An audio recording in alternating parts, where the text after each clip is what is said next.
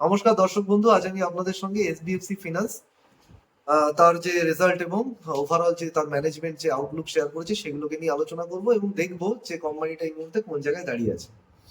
তো প্রথমেই বলি, কোম্পানি দুটো লোন দেয় বেসিক্যালি। একটা হচ্ছে এমএসএমই লোন, মানে ছোট এবং মাঝারি ব্যবসার জন্য যে সমস্ত লোন সেগুলো দেয়, এবং তার সঙ্গে সঙ্গে কোম্পানি কিন্তু গোল্ড লোন দেয়।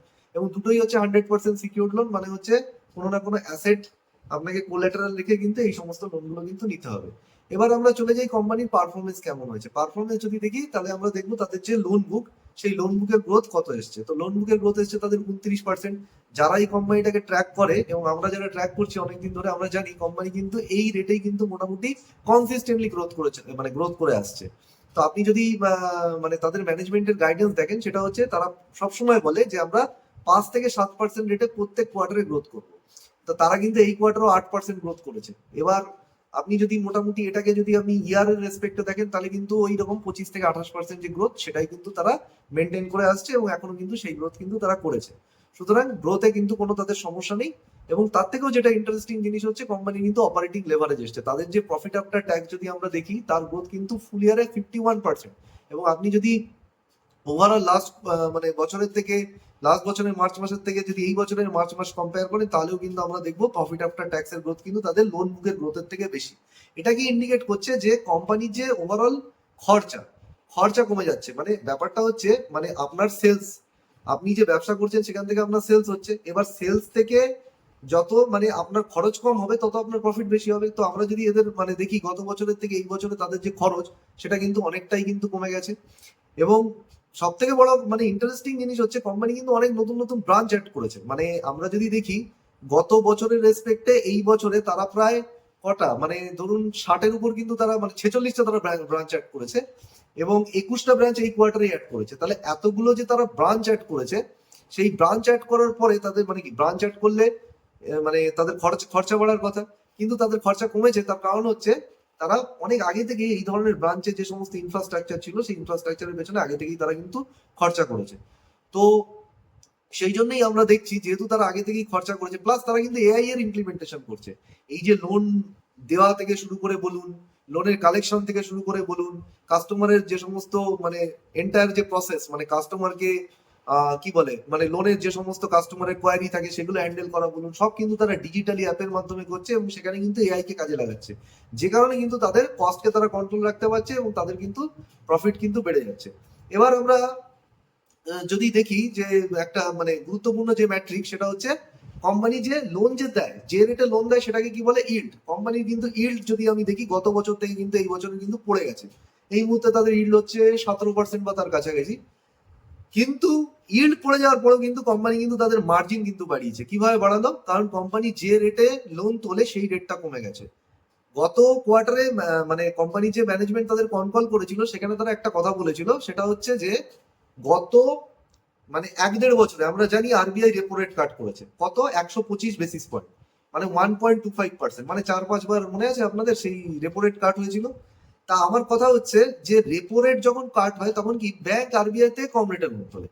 তাহলে এবার ব্যাংক যাকে লোন দেবে তাকেও কম রেটে লোন দেবে, কিন্তু ব্যাপারটা হচ্ছে ব্যাংক আরবিআই থেকে যতটা কম রেটে মানে লোন পেয়েছিল, সেটা কিন্তু সে যাদেরকে লোন দিয়েছে, মানে এই ধরনের এনবিএফসি কে, ততটা কম রেটে কিন্তু মানে দেয়নি, মানে পাস অন কিন্তু করেনি। মানে লোন কাটের যে লোন রেট যে কাট হয়েছিল, তার এফেক্টটা কিন্তু পুরোপুরি কিন্তু ক্লায়েন্টদেরকে পাস অন করেনি। এর ফলে কি হয়েছিল, কোম্পানির আমরা দেখেছিলাম গত কোয়ার্টারের যে কল হয়েছিল, কস্ট অফ বোরোইং কিন্তু মানে কস্ট অফ ফান্ড যে রেটে তারা লোন তোলে, সেটা কিন্তু অতটা ইমপ্রুভমেন্ট হয়নি। কিন্তু এখন কিন্তু তারা পুরোটা পাস অন করে দিয়েছে, মানে মেজরিটি পোর্শন কিন্তু পাস অন করে দিয়েছে। এই জন্য কি হয়েছে, তাদের কস্ট অফ ফান্ড পড়ে গেছে। আর ওভারঅল কস্ট অফ ফান্ড পড়ে যাওয়ার জন্য আমরা দেখছি তাদের কিন্তু তারা মার্জিনটা বিজনেসে ধরে রাখতে পেরেছে। আর একটা কথা প্রসঙ্গত বলে রাখি, ওই যে তাদের ম্যানেজমেন্ট শেয়ার করেছে যে এই মানে 3 বছর আগে তাদের ম্যানেজমেন্ট বলেছিল যে 100 মানে 150 বেসিস পয়েন্ট, মানে 1.5% তাদের ওভারঅল কস্ট তারা কমিয়ে ফেলবে। তার থেকে কিন্তু তাদের কিন্তু বিজনেসে যে ওভারঅল অপারেটিং এক্সপেন্স, তার থেকে বেশি কিন্তু তারা কমিয়ে ফেলেছে। এবং আগামী দিনে গত বছর মানে এখন তাদের 251টা ব্রাঞ্চ আছে। আগামী বছর তারা বলছে যে আরো 23-24টা মতো ব্রাঞ্চ তারা অ্যাড করবে, 24-25টা। মানে বেশিরভাগ ব্রাঞ্চ যা অ্যাড করা ছিল তারা অলরেডি করে দিয়েছে। এখন তাদের কাজ হচ্ছে সেই ব্রাঞ্চগুলোর পারফরমেন্স বাড়ানো, এবং তারা এটা বলছে যে ব্রাঞ্চগুলো যত ম্যাচিওর হবে, তাদের খরচা কিন্তু এখান থেকে আরো কমে যাবে। তার মানে আমরা দেখবো যে খরচা যত আরো কমে যাবে তত কিন্তু তাদের প্রফিটটা কিন্তু আরো বাড়তে থাকবে। এবার চলে আসি তাদের, যদি আমরা লোন বুকের মানে এই মুহূর্তে যদি লোন বুক দেখি, তো গত বছরে মানে মোটামুটি মানে তারা কি লোন দেয়, সিকিউরড মানে আমরা এমএসএমই লোন দেয় আর গোল্ড লোন দেয়। তো গত বছর তারা যে লোন দিত, এমএসএমই লোন দিত, সেটার মানে যে গত বছর ধরুন মোটামুটি কত 80%-এর উপরে তারা মানে আপনার ইয়ের লোন দিত, এই এমএসএমই লোন দিত। তাদের টোটাল লোন যা ছিল তার 80%-এর উপরে এমএসএমই লোন ছিল। সেটা কিন্তু 4% মোটামুটি পড়ে এখন মোটামুটি 78% মতো তারা এমএসএমই লোন দেয়। এবং একই সময়ে তাদের কিন্তু গোল্ড লোন তারা যেটা দিত মোটামুটি গত বছর ধরুন 18% বা এরকম কিছু, সেটা বেড়ে এখন 21-22% তারা গোল্ড লোন দিচ্ছে। এর মানে কিন্তু এমন নয় যে তারা কিন্তু বেশি বেশি করে গোল্ড লোন দিয়েছে, কিন্তু এই গোল্ড লোন তাদের ওভারঅল যে লোন বুকে তার গোল্ড লোনের পরিমাণটা বেড়ে গেল কি করে, একটাই কারণ, কারণ আমরা জানি লাস্ট 1 বছর ধরে গোল্ডের ভ্যালু বেড়েছে। তা গোল্ডের ভ্যালু যত বাড়বে তত কি হয়েছে মানে তাদের গোল্ড লোন বুকটা কিন্তু বেড়েছে। তো এখানে একটা জিনিস কিন্তু মাথায় রাখতে হবে যে কোম্পানি কিন্তু যে লোন টু ভ্যালু রেশিও এখানে কিন্তু খুব ইম্পর্টেন্ট। মানে আপনি ধরুন 100 টাকার লোন, মানে 100 টাকার মানে ধরুন লোন নিলেন ব্যাংক থেকে, মানে 100 টাকার গোল্ড ধরুন ব্যাংকের কাছে জমা রাখলেন, তো ব্যাংক আপনাকে কত টাকা লোন দেবে? নিশ্চয়ই 100 টাকার লোন দেবে না, তার থেকে কম দেবে, 60 টাকা 70 টাকার লোন দেবে। তার মানে ব্যাংক কিন্তু সবসময় একটা সেফগার্ড মেনটেন করে, কারণ যদি কাল আপনি লোনটাকে যদি শোধ করতে কোনো কারণে না পারেন, তাহলে কিন্তু ওরা আপনার গোল্ডটাকে শোধ মানে বেচে দিয়ে ওদের যে লস সেটা কিন্তু ক্ষতিপূরণ তুলে নেবে। তো এখন যদি আপনি দেখেন 59% হচ্ছে লোন টু ভ্যালু রেশিও, মানে ম্যানেজমেন্ট কিন্তু এই 60%-এর নিচেই কিন্তু লোন টু ভ্যালু রেশিও আছে, যেটা কিন্তু একটা খুব মানে বাফার মেনটেন করছে খুব ভালো। কিন্তু এটাকে তারা আরো কমিয়ে ফেলতে চায় 56 থেকে 57%। কারণটা কি, দেখুন এখন গোল্ডের প্রাইস দেখবেন লাস্ট মানে যতটা বেড়েছিল আবার সেখান থেকে কিছুটা করে কিন্তু কমে গেছে। তা গোল্ডের প্রাইস যদি কমে যায় তাহলে কি হবে, গোল্ডের ভ্যালু কমে যাবে, ফলে লোন টু ভ্যালু রেশিও বেড়ে যাবে। এবার গোল্ডের ভ্যালু বেড়ে গেলে প্রবলেমটা মানে গোল্ডের ভ্যালু যদি পড়ে যায়, মানে গোল্ডের দাম যদি পড়ে যায়, তাহলে কি হবে, লোন টু ভ্যালু রেশিও বেড়ে গেলে কোম্পানি রিস্ক বাড়বে আপনি যদি লোন কোনো কারণে শোধ করতে না পারেন। সেই জন্য ম্যানেজমেন্ট বলবে যে আপনাকে আরো বেশি গোল্ড জমা করতে বলবে, মানে কোম্পানি বলবে আরো ভাই আমার কাছে তুমি গোল্ড রাখো, ব্যাংক বা যে ফাইন্যান্স কোম্পানি থেকে আপনি লোন নিয়েছেন, আর যদি সেটা আপনি না পারেন তো আপনার লোন কিন্তু ওরা সম্পূর্ণভাবে বেচে দেবে, মানে আপনার গোল্ড কিন্তু সম্পূর্ণভাবে ওরা বেচে দেবে এবং ওদের যে লোন দিয়েছে সেটা কিন্তু ওরা রিকভার করে নেবে। তো এই হচ্ছে মানে মানে মেইন জায়গাটা। তো এটা হচ্ছে মানে যেটা আমরা দেখলাম, সেই কারণে কিন্তু মানে এই গোল্ড লোন মানে লোন টু ভ্যালু রেশিওটাকে কিন্তু আপনারা অলওয়েজ ট্র্যাক করবেন। নেক্সট যেটা হচ্ছে কোম্পানির অ্যাসেট কোয়ালিটি নিয়ে কোনো সমস্যা নেই। গত বছরের রেসপেক্টে যদি দেখেন অ্যাসেট কোয়ালিটি এবছর কিন্তু মানে এখন কিন্তু ইমপ্রুভমেন্ট করেছে। এবং সব থেকে বড় কথা, অ্যাসেট কোয়ালিটি আগামী দিনে কোনো প্রবলেম আছে কিনা সেটা দেখার জন্য এরা যে মানে আমরা যে রেশিও মানে যেটা দেখবো সেটা হচ্ছে তাদের ডিপিডি বাকেট। তো কোম্পানির কিন্তু ডিপিডি বাকেটও ইমপ্রুভমেন্ট এসছে, মানে আগে গিয়ে ডিপিডি বাকেট মানে ধরুন আপনার লোন যখন মানে আপনি 3টে ইএমআই মিস করবেন তখন সেটা এনপিএ হয়ে যাবে। কিন্তু ধরুন আপনার লোনের যে ডিউ ডেট আছে সে আপনি তার 1-2 দিন পরে আপনি যদি মানে সেই লোনটা যদি তখনও পর্যন্ত মানে ইএমআইটা না দিয়ে থাকেন তাহলে সেটা কিন্তু ডিপিডি বাকেটে চলে যাবে। এবার ডিপিডি বাকেটের মানে ধরুন যদি মানে মানে ডিপিডি বাকেটে যদি মানে বাড়তে থাকে ডিপিডি বাকেটটা, তাহলে কোম্পানি ধরে নেয় যে আগামী দিনে কিন্তু সেটা এনপিএ হওয়ার চান্স আছে। কিন্তু এই কোম্পানি দেখবো যে ডিপিডি বাকেট গত কোয়ার্টারেতেও কিন্তু কমে গেছে, ইমপ্রুভমেন্ট হয়েছে। সুতরাং এখানে কিন্তু কোনো পসিবিলিটি নেই যে আগামী দিনে অ্যাসেট কোয়ালিটি খারাপ হবে। তাহলে যদি অ্যাসেট কোয়ালিটি খারাপ না হয় তাহলে কিন্তু কোম্পানির মানে বেশি বেশি করে নতুন লোন দেওয়ার কথা, ডিসবার্সমেন্ট গ্রোথ আসার কথা। কিন্তু আমরা যদি ডিসবার্সমেন্ট গ্রোথ দেখি, গত 1 বছর থেকে এই বছরে 3% ওয়াই মানে গত বছরের থেকে লোন মানে ডিসবার্সমেন্ট বেশি হয়েছে।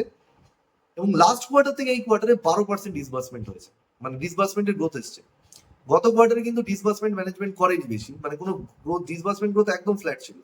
এই কোয়ার্টারে ম্যানেজমেন্ট বলেছিল 18 থেকে 19% ডিসবার্সমেন্ট গ্রোথ আসবে, কিন্তু কেন কম এসছে? তার কারণ হচ্ছে ম্যানেজমেন্ট এটা সচেতন ভাবেই করেছে। ওই যে তাদের এমএসএমই বুক আছে, এমএসএমই বুকের কিন্তু যদি ডিসবার্সমেন্ট যারা তারা যেটা আগে যতটা ডিসবার্সমেন্ট করতো সেই রেটটাকে তারা কমিয়ে দিয়েছে। কারণ আমরা জানি এই যে প্রথমে ট্রাম্পের তারিফ, তারপরে এই যে নানা রকম যুদ্ধের জন্য ছোট বড় মাঝারি ব্যবসা তারা তাদের ক্লায়েন্ট থেকে অর্ডার পাচ্ছিল না, অর্ডার পাচ্ছিল কিন্তু অর্ডার মানে তারা মানে অর্ডারের কাজ কমপ্লিট করে ক্লায়েন্টকে দিয়ে দিচ্ছিল, কিন্তু ক্লায়েন্টের থেকে তারা কিন্তু পয়সা পাচ্ছিল না। ফলে যেটা হচ্ছিল এই সমস্ত ব্যবসা প্লাস তাদের কি হয়েছিল, র মেটেরিয়ালের দাম বেড়ে গেছিল যুদ্ধের মানে মানে এই তারিফের জন্য, যুদ্ধের জন্য। ফলে আলটিমেটলি সেই কস্টটাই কিন্তু তারা মানে পাস অন করতে পারছিল না তাদের মানে যাদেরকে তারা প্রোডাক্ট বেচে। ফলে ওভারঅল কিন্তু এই পুরো এমএসএমই সেগমেন্টে কিন্তু নানা রকম প্রবলেম চলছিল এবং এখনো কিন্তু চলছে। আপনি যদি দেখেন মধ্য এশিয়াতে এখনো যুদ্ধ চলছে, যুদ্ধ হচ্ছে মানে কি, তেলের দাম বাড়ছে। এবার আমরা আমাদের মতো দেশ, আমরা হচ্ছে তেলটাকে ইম্পোর্ট করি, সুতরাং আমাদের ইম্পোর্টের খরচা মানে আমদানির খরচা কিন্তু বেড়ে যাচ্ছে। এবার আমরা তেলটা কিসে কিনি? ডলারে কিনি। এবার আমাদের যে টাকার দাম সেটা কিন্তু আরো পড়ে যাচ্ছে, মানে কি হচ্ছে, আমাদের ওই সেম ডলারের জন্য কিন্তু বেশি পরিমাণে কিন্তু আমাদের টাকা কিন্তু গুনতে হচ্ছে। তো আজকে যদি এই তেলের দাম যদি বাড়তে থাকে এবং মানে যেহেতু আমরা তেল আমদানি করি, এটা আমাদের ওভারঅল ইকোনমির জন্য কিন্তু খারাপ। এবং আমরা দেখেছি এফআইআই যারা মানে ফরেন ইনভেস্টাররা, তারা তাদের ইন্ডিয়ান মার্কেটে শেয়ার সেল করে কিন্তু বেচে দিয়ে তারা চলে যাচ্ছে। এবার যত তারা সেল করছে, তারা কি করছে, রুপি সেল করছে এবং সেটাকে ডলারে কনভার্ট করছে, ফলে আলটিমেটলি কিন্তু আমাদের টাকার দাম কিন্তু পড়তে আছে। এটা কিন্তু একটা সেক্টর না, গোটা সমস্ত সেগমেন্টকে কিন্তু এফেক্ট করবে। ভারতের যত ব্যবসা আছে সবাইকে এফেক্ট করবে। আইটি সেক্টরে কত কর্মী ছাঁটাই হচ্ছে, তাহলে তারা যদি মানে ছাঁটাই হয়ে যায়, তাহলে গভর্নমেন্টকে মানে তারা মানে ট্যাক্সটা আসবে কোথা থেকে? তারা মানে বিভিন্ন যে প্রোডাক্ট মানে এই যে লোন টোন যারা নেয়, তারা মানে নেবে কেন? তো এখন ব্যাপারটা হচ্ছে, আপনি দেখুন এই মধ্য এশিয়ায় যুদ্ধের জন্য কিন্তু রেমিটেন্স যারা ওখানে থাকে, তারা কিন্তু রেমিটেন্স পাঠানো সরকারকে বন্ধ করে দিয়েছে। এখন আবার এল নিনো মানে প্রাদুর্ভাবের কথা কিন্তু আবার শোনা যাচ্ছে। তো নানা রকম কিন্তু সমস্যার মধ্যে কিন্তু আমরা ফেসে আছি। তো সেই জায়গা থেকে কিন্তু ম্যানেজমেন্ট ডেলিভারিটলি মানে ইচ্ছাকৃত ভাবে কিন্তু তাদের ডিসবার্সমেন্টের কিন্তু গ্রোথ কিন্তু তারা ততটা কিন্তু করতে চাইছে না। এবং আরেকটা জিনিস কিন্তু মানে অতীতে দেখা গেছে যে তাদের যারা ক্লায়েন্ট মানে অনেক সময় হয় কি, এদের থেকেও লোন নিয়েছে, আরেকটা কোম্পানি থেকেও লোন নিয়েছে, এবং একাধিক কোম্পানি থেকে লোন নিতে গিয়ে তারা কি করে, মানে অনেক সময় কি হয়, ডিফল্ট করে যায়। তো এখনো পর্যন্ত কোম্পানি কিন্তু সেরকম কোনো ডিফল্ট করেনি, কিন্তু কোম্পানি কিন্তু একটা মানে সতর্কতা অবলম্বন করতে চাইছে যে মার্কেটের সিচুয়েশন যদি খারাপ থাকে, বলা যায় না আগামী দিনে হচ্ছে ডিফল্ট করে যেতে পারে। কারণ অনেকেই আছে একাধিক লোন নিয়ে, এদের ক্লায়েন্ট অনেকেই আছে দু তিনটে কোম্পানি থেকে লোন নিয়ে নেয়, তারপরে দেখা গেল কোনো ডিফল্ট এসে যায়, মানে তারা ডিফল্ট করে যায়। তো কোম্পানি সেই রিস্ক কিন্তু নিতে চাইছে না, সেই জন্য কোম্পানি একটা মানে সব অবলম্বন করতে চাইছে, সতর্কতা। কিন্তু এখানে কিন্তু ডিমান্ডের কিন্তু কোনো প্রবলেম নেই, এমন নয় যে লোনের কিন্তু ডিমান্ড নেই, এটা কিন্তু নয়। যাই হোক, তো এই হচ্ছে আমরা মোটামুটি ওভারঅল মানে যে আলোচনা, সেটা আমরা বুঝতে পারলাম যে কোম্পানি এই মুহূর্তে কোন সিচুয়েশনে রয়েছে। তো কোম্পানির আমরা যদি দেখি, এই কোম্পানির ম্যানেজমেন্ট কিন্তু মানে আর পাঁচটা কোম্পানি ম্যানেজমেন্ট থেকে সম্পূর্ণ আলাদা। এই কোম্পানি যে চালাতো তার নাম ছিল অসীম গুরু, উনি এইচডিএফসি ব্যাংক থেকে এসেছিলেন এবং এই কোম্পানিটা কিন্তু স্টার্ট করেছিলেন। তিনি কিন্তু এখন মানে ডাইরেক্টর থেকে মানে যিনি এক্সিকিউটিভ ডাইরেক্টর ছিলেন, এক্সিকিউটিভ ডাইরেক্টর থেকে কিন্তু এখন তিনি অবসর নিয়েছেন এবং নন এক্সিকিউটিভ ডাইরেক্টর পদে আছেন, এবং অন্য একজন তার জায়গায় এখন চালাচ্ছেন কোম্পানি।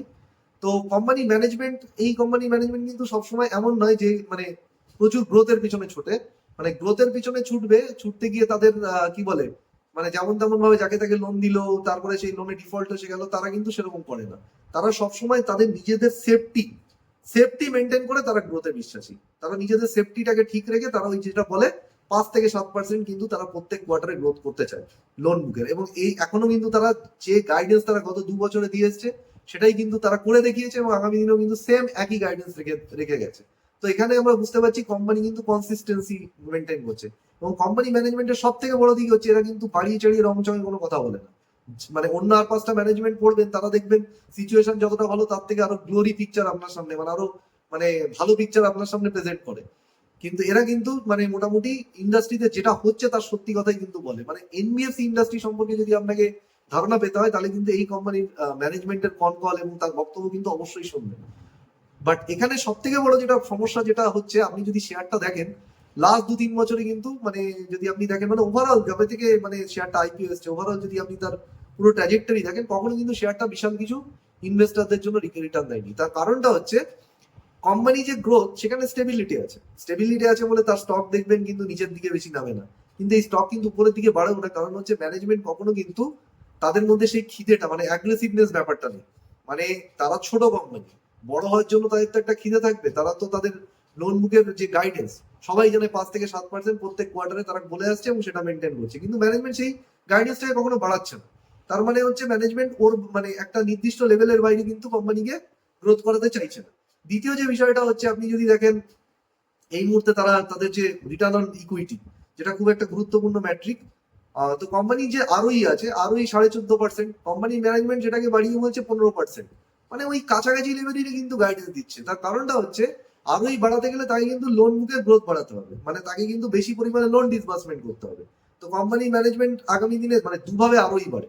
আইদার আপনি যে লোন দিচ্ছেন সেখানে আপনি যে ইন্টারেস্ট চার্জ করছেন সেটা বাড়াতে পারেন, কিন্তু কোম্পানি এখানে যেহেতু নিজেরা মানে মানে রিস্কি সেগমেন্ট নিয়ে কাজ করে না, তো সুতরাং সেখানে কিন্তু সেই ইন্টারেস্ট কিন্তু যেমন তেমন ভাবে বাড়াতে পারবে না। তাহলে তাকে কি করতে হবে, তাহলে তাকে তার যে লোন সে দেয় সেই পরিমাণটা তাকে বাড়াতে হবে।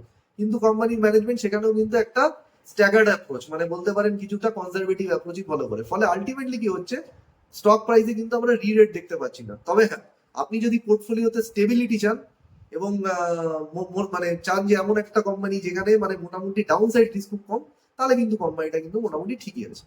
তো এই বলে আমি আমার বক্তব্য শেষ করব, এবং আশা করি আপনাদের যদি ভিডিওটা ভালো লেগে থাকে তাহলে আপনারা লাইক, শেয়ার এবং সাবস্ক্রাইব করবেন, এবং আপনার যারা বন্ধু আছে তাদের সঙ্গেও শেয়ার করবেন। এবং আপনাদের যদি ফাইন্যান্স টার্মিনোলজি নিয়ে কোনো ধরনের সমস্যা থাকে, বুঝতে পারছেন না, তাহলে আপনারা কিন্তু নিচে যে কমেন্ট বক্স আছে সেখানে জানাবেন, এবং সেটা নিয়ে কিন্তু আমি একটা আলাদা ভিডিও করব। তো আপাতত আজকে এই বলেই শেষ করছি। তো আজকে তো ইলেকশন ডে ছিল, আশা করি সবাই ভোট দিয়েছেন। তো ভালো থাকবেন, হ্যাপি ইনভেস্টিং।